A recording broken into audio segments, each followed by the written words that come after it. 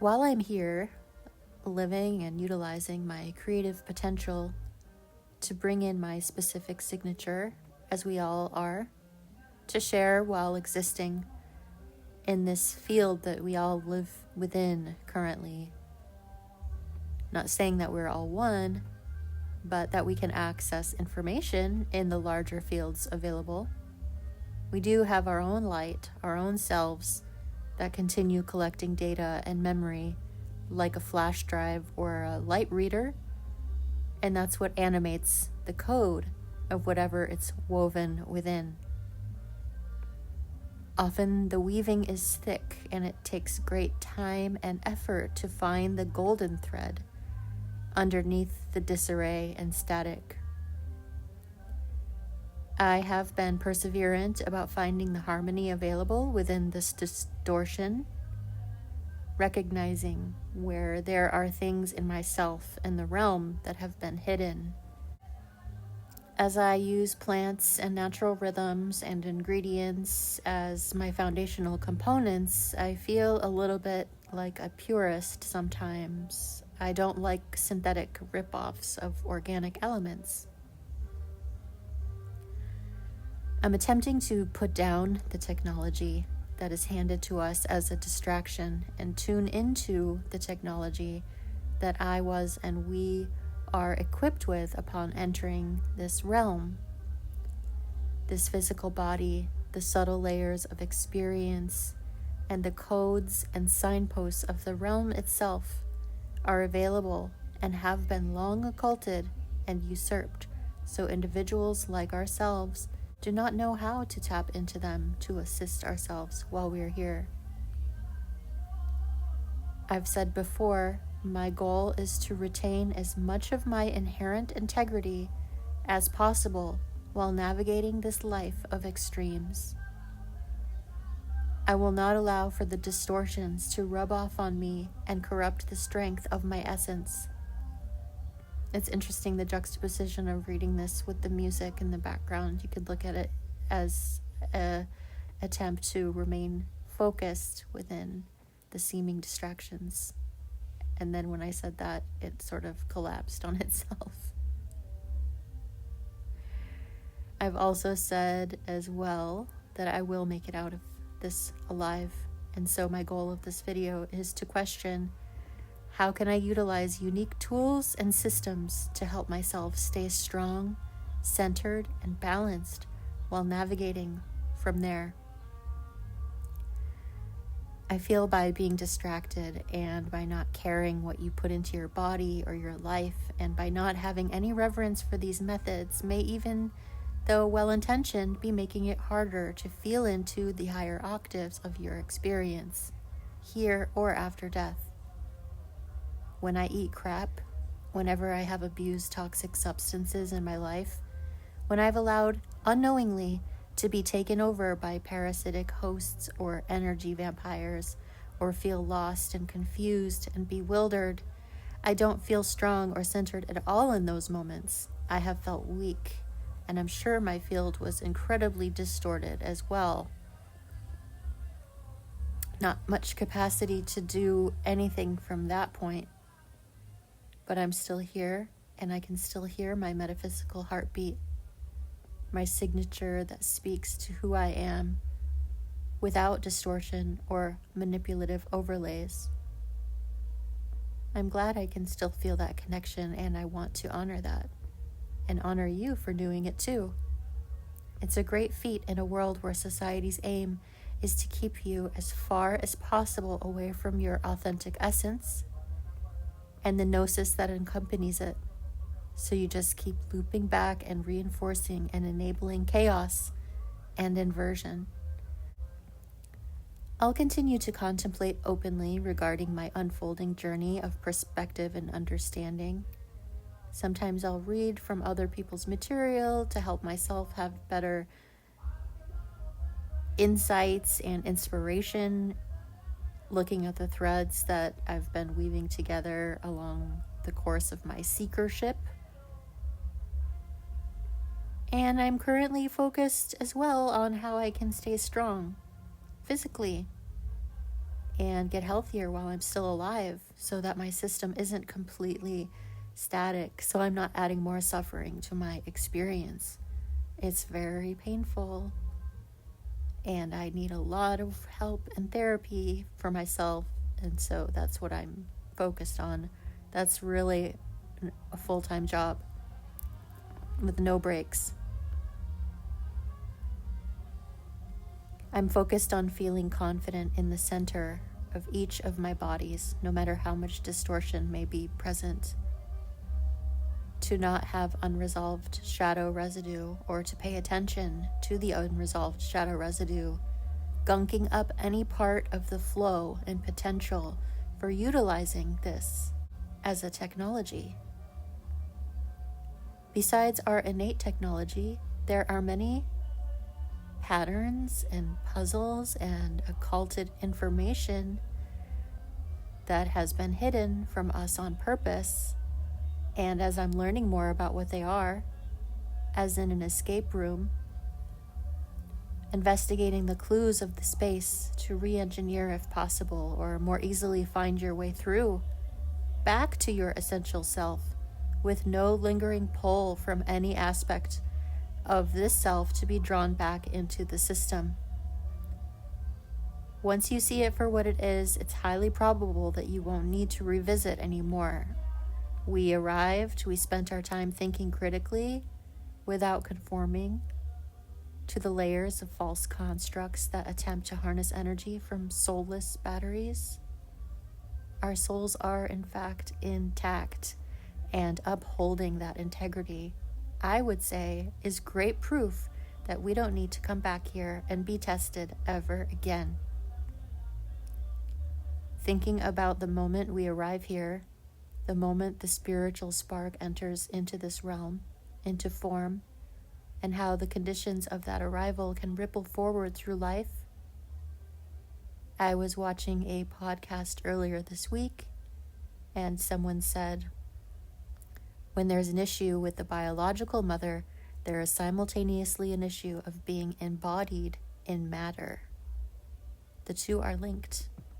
Your arrival into form and your capacity to feel safe, supported, held. He spoke about the longitudinal wave energetics of a person's birth point into this realm, how that frequency carries an intensity, and how, if it's too heightened or incoherent, it translates forward into difficulties not just emotionally but somatically in the field, in the body itself, in the body's journey itself. A kind of soul shock that never quite calms. I definitely know what it means to arrive here and not feel the warm embrace of maternal welcome, that fundamental comfort, that sense of you're safe here, never spoken in the code of the cells at that most programmable time. I've often thought before that by not having my biological mother's love and empowerment available to me meant that from a very young age I had to reach somewhere else. And so I personally turned to Mother Nature in my understanding and my own spirit as the comforting elements in my life. Now in this stage of my life where the pain and the injury that I'm in physically is so intense it feels nearly impossible to bear, I can no longer remain dissociated because my body depends on me to be fully present and aware, and reaching out as a hope for my life's betterment if possible, to turn more deeply toward the potential of harmonic support within this realm while I'm still here regarding this innate technology of my body and this place in general.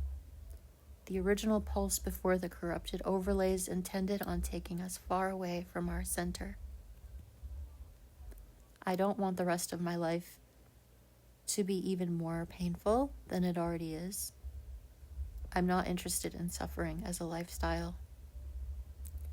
I don't want to spend my remaining days resisting what cannot be undone.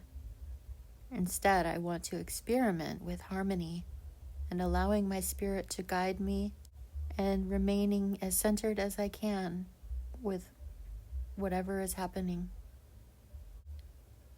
We each enter here with a specific frequency signature, an energetic blueprint that sets the tone for why certain patterns and energies echo through our lives again and again. This signature is like a map, a deeply personal chart written in vibration and timing. And while the map may be encoded with challenges, it also holds instructions for transmutation. It's not about fixing or healing in the way we are sold by the mainstream. It's more about remembering your own wavelength so you can stop broadcasting static and start moving into resonance and coherence. This is where some seemingly magical stuff can take place from. There are layers to this. I see the sickness of hierarchical systems, the hypnosis of the masses, the suppression of natural intelligence, and I reject it. I also reject many of the fundamental principles of the realm, such as life feeding off death and the limitations of our bodies and perception due to specifically designed physiology that leaves us only able to make small glimpses toward the truth, and even less if we're not taking care of ourselves while we're here to maintain the technology's capacity to connect.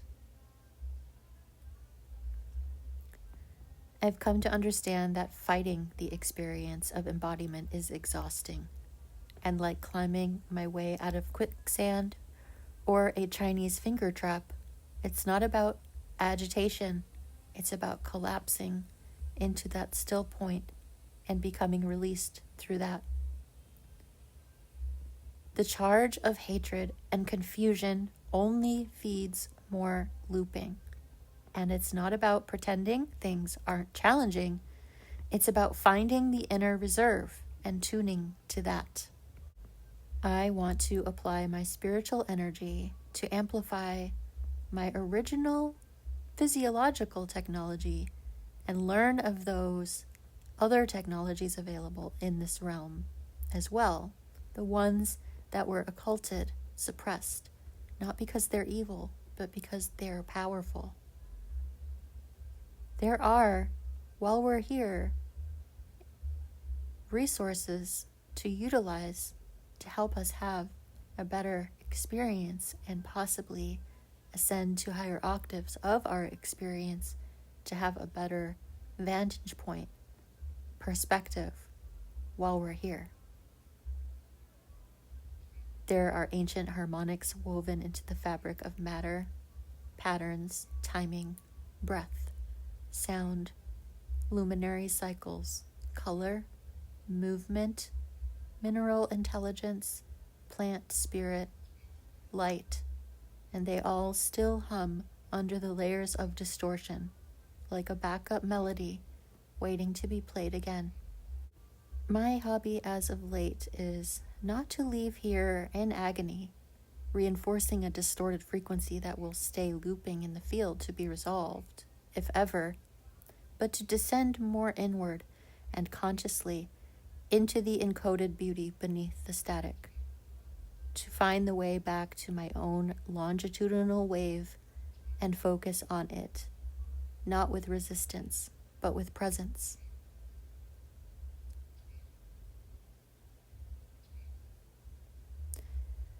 Another part of my recent hobby is growing my understanding of how a torus and electromagnetism works and what that says about this realm and the cycles of the luminaries in their unique positions, and when they aspect one another, the effects that it has on the realm itself and the beings inside, and when we each enter into this life at the precise moment in that luminaric movement, the sky clock, in that precise moment, when you enter, it becomes a code. It's like a song with all the different notes, depending on wherever they were at that exact moment, creates a song of your true self, and that is being played throughout your life alongside the compositional frequencies that are happening on a daily basis. Some of us, when we entered into this realm, we came in during a volatile, high voltage time, an intense cosmic imprint that made our arrival dissonant.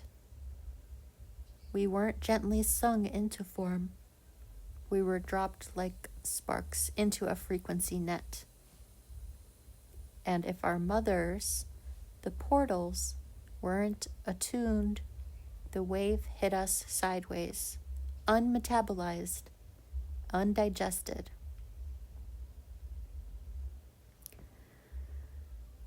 And now I'm focused even more on finding that source, pure note of self and tuning everything in my power to that.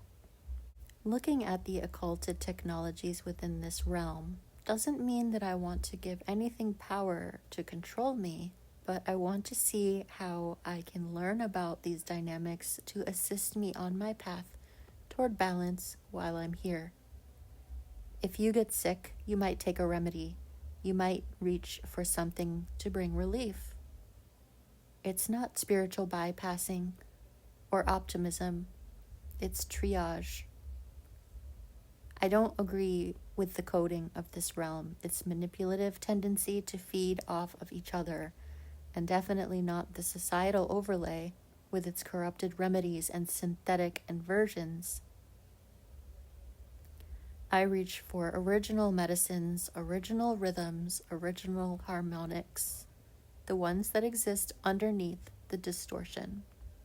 Let's say you're eating too much sugar, and over time, that sweet excess feeds not just your taste buds, but parasites as well. And now they begin to gain influence, and they start making suggestions from the inside out. Your cravings aren't yours anymore. Your thoughts shift subtly toward what feeds them. They don't want you healthy. They don't want you empowered. They want you distracted, fragmented, tired, and looping, because that's where they thrive. Now stretch that metaphor into the spiritual, mental, and emotional planes. What happens when the same thing is happening on those levels?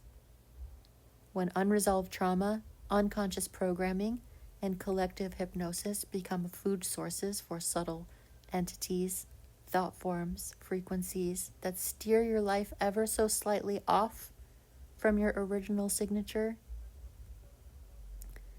You've woken up and wondered why you didn't feel like yourself anymore. Your signal felt blocked. Your voice was shaking. You tried to feel the joy, and nothing came. That wasn't failure. You were possessed by infiltrated resonance. Your signal was being played like a corrupted song.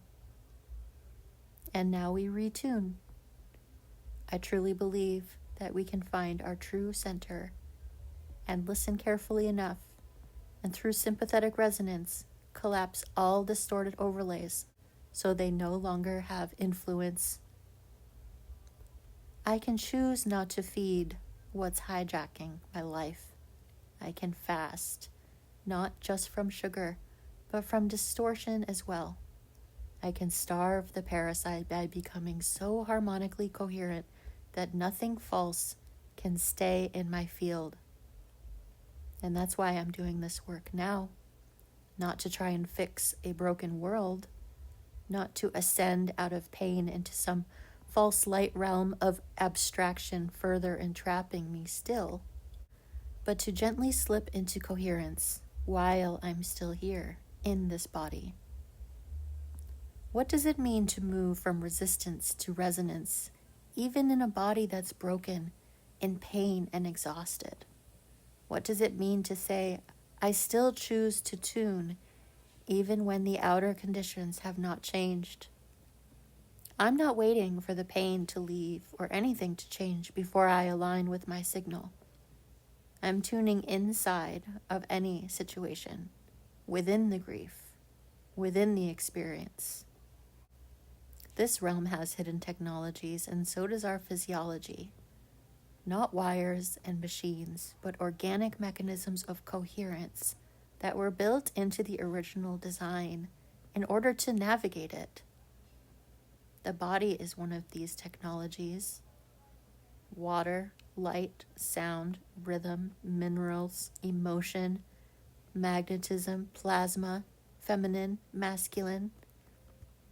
The body in this realm can be looked at not only as restrictive limitations, but also an instrument, and you can learn to use it to help reinforce your spirit while you're here. It doesn't mean that you associate solely with the instruments. It means that you are even more clear on which part of yourself is your essence and which parts of yourself you can utilize to enhance your connection to your essence. And when I take care of that element of self, what is unlocked are increased connections to the subtle energies and potential of this reality, which are the things that I've been programmed out of believing are even possible. No matter how corrupted this realm is, there's still a thread, a golden thread inside of me that leads directly back to my essential spiritual self, within and outside of this realm. The connection to that thread may be buried under distortion and noise and pain and false patterns, but it is still there. And I don't even have to prove anything. I just have to listen carefully to what supports my path and my essence and have the courage to choose that. And in doing that, I'm unhooking. I'm stepping out of the hypnotic frequency loops to become the purest form of resonance I can be while still inhabiting the physical body. So, for the rest of the time I'm here, I intend to experiment more and more with what it feels like to be in harmony with the original coding of myself, not the overlays, not the institutions, not the synthetic spells, but the true elemental blueprint that still sings beneath it all. My hobby is to learn about the hidden power of this realm, the cheat codes, the sky clock, the cycles, the alignments of frequencies, to inform myself, not to confine myself. To use challenge, not as a trap, but as a magnifying lens, to uncover the pattern that broke and find the harmony that can still be restored. Even if this physical body doesn't fully recover, I can still recover my resonance. And that is more valuable than anything.